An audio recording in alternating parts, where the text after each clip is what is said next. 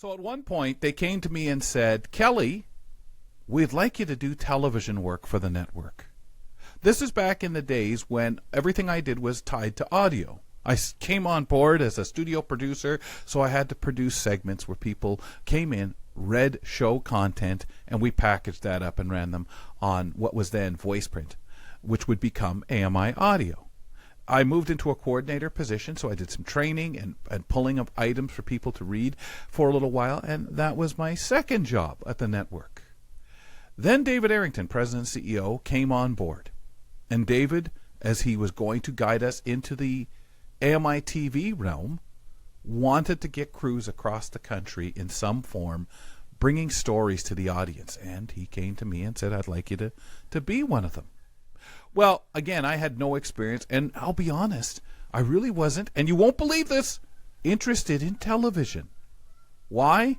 It's just a weird thing that a lot of broadcast radio people have. It's I'm a broadcast radio. I like my voice. I don't know anything about doing TV. Not interested in that TV nonsense.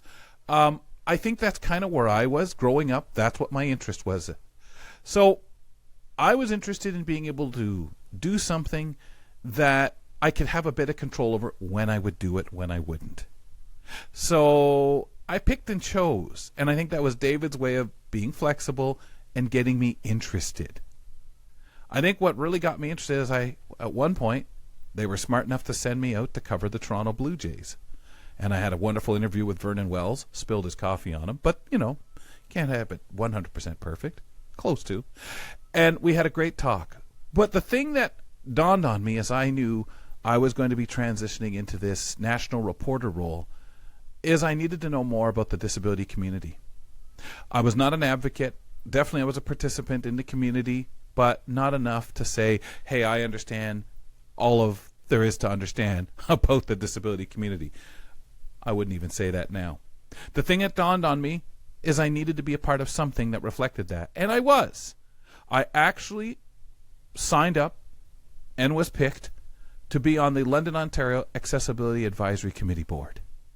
I went to my first meeting, and this was after talking to people at AMI, telling them the value I thought that this would bring to my presentations, what I could do for the TV, and the types of stories we were covering. And I went there after they gave thumbs up, said, okay, once a month, you can be in London and do this meeting. We'll make sure the day's cleared for you. I sat there feeling good about things, thinking, all right, I'm going to learn all sorts of stuff.